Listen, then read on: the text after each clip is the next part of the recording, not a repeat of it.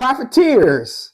Congress is tripping right now, and that's going to affect the stock market in a bad way. What's going on, y'all? Hope all is well. Another episode of Combos with the CFP Mario Painting. Beautiful. Jacksonville, Florida. Ain't been on here in a while, man. Been ripping and running, doing some family stuff, but I'm back. And man, you know who is not back? Bringing that gavel. Pause. You know who it is.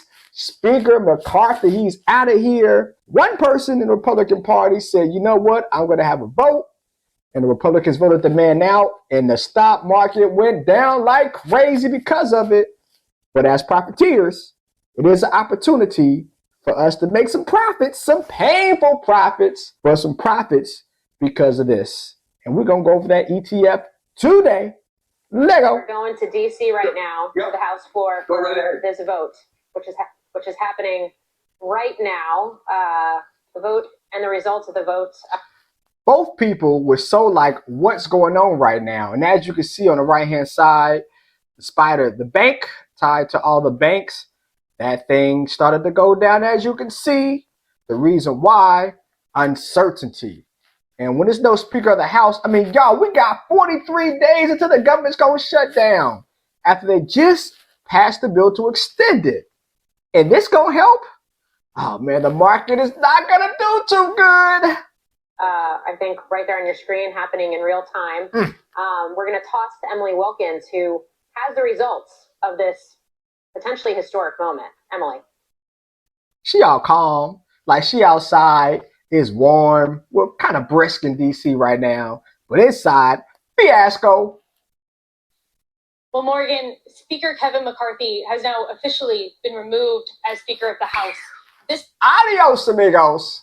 This is really a vote that we have not seen in more than a century, and has come not because a lot of Republicans were frustrated with McCarthy, but because a very small group of Republicans were really frustrated with the Speaker. I mean, So the biggest thing is McCarthy, he dug his own ditch, y'all.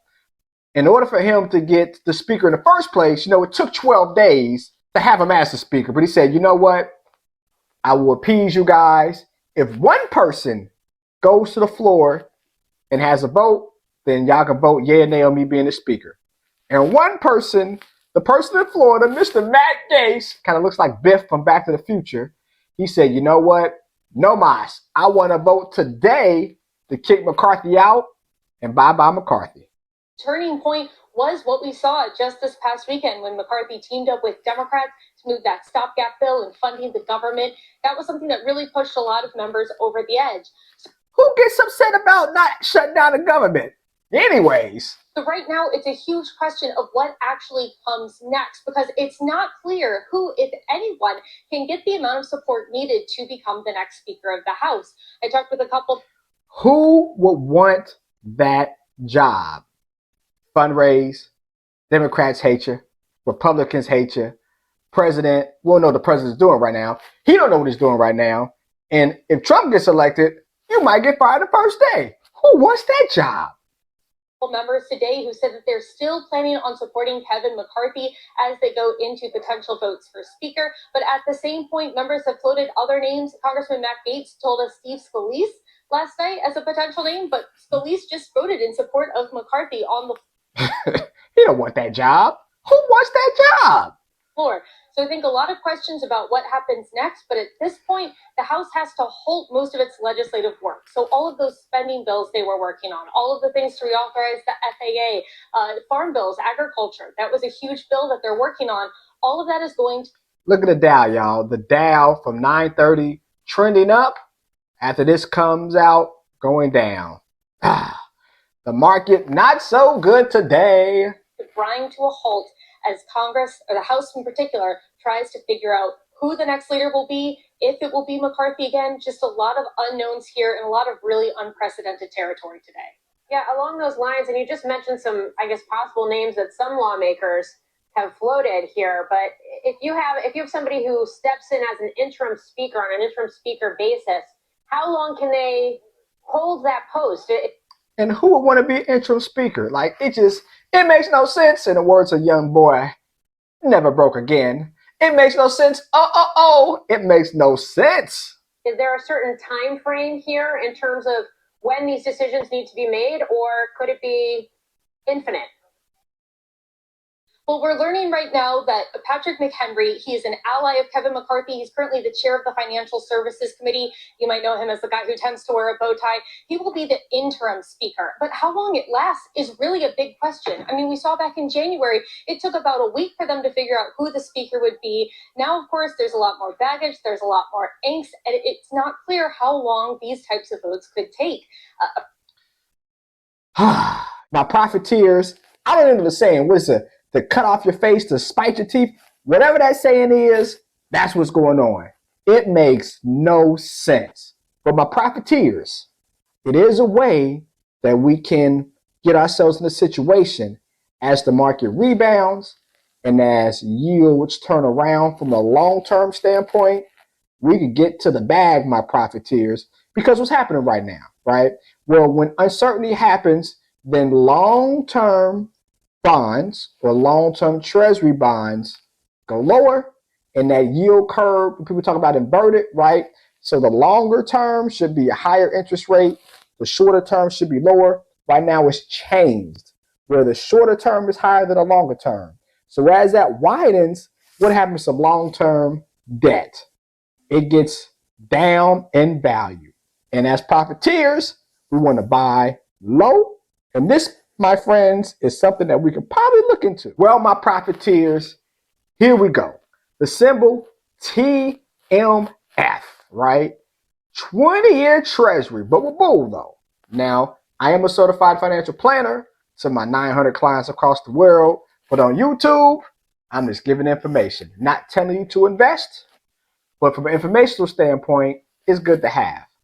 So this is 3 times. So when treasury bonds go up in value, then this goes up by 3 times. So if it goes up by $1, you make $3. When it goes down by profiteers, you lose 3 times as much. And as we can see from its high in 2020 to now, look at that, my profiteers, it is down by 92%. Only $53, but 92%. I mean, if I had $100 and I bought this April of 2020 when rates were at almost zero and yields was just as good as they could be from a long-term standpoint, $100 went to $8. Ooh, not good. But my profiteers, what's been going on this last year? Well, again, that inverted yield curve where short-term bonds are higher than long-term bonds. Well, let's see. Well, my profiteers, this year, look at this. Look at this. Well, actually, we'll do 2022, right? Down by 84%.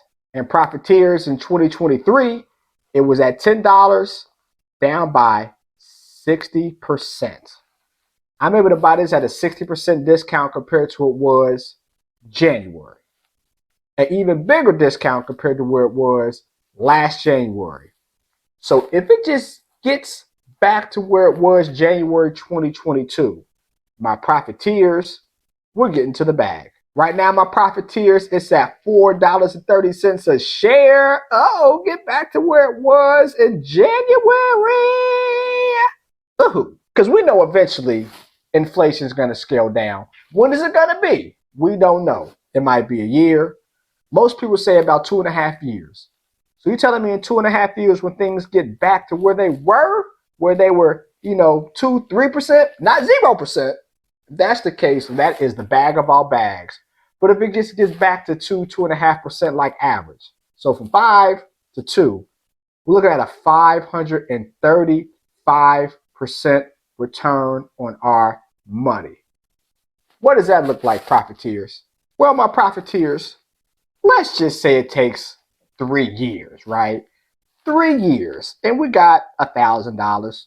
$1,000, $535. Oof, man, that's a lot of money.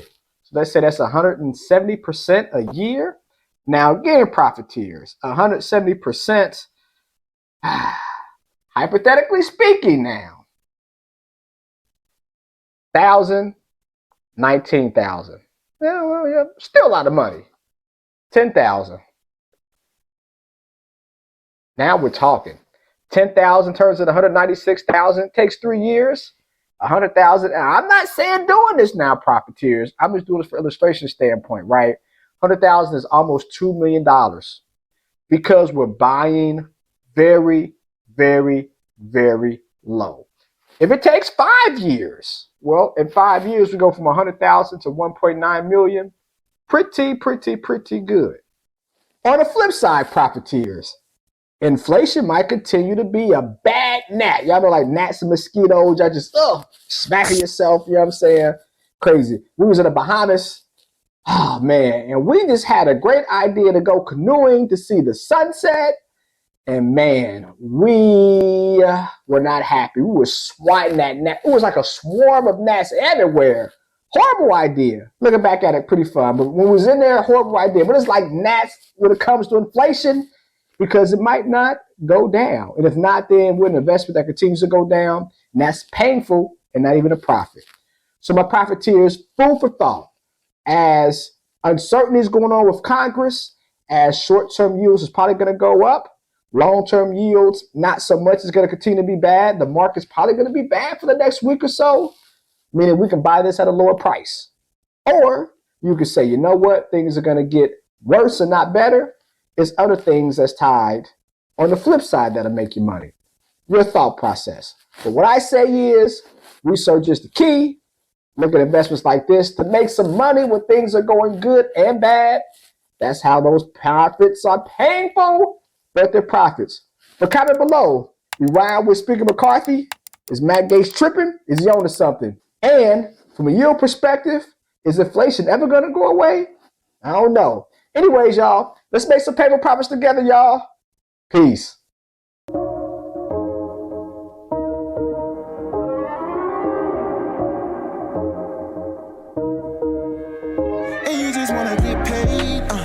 Making no money mistakes, make a payment on your bills and you still late, yeah. Pay for profits to help you seek change, and you just wanna get paid, yeah. Tired of making no money mistakes, make a payment on your bills and you still late, pay for profits to help you seek change, yeah. Cut the show and just listen. You wanna feel empowered by making money decisions. Residual by the hours can get you a better living. Been check to check, you know, and it could be different, you know.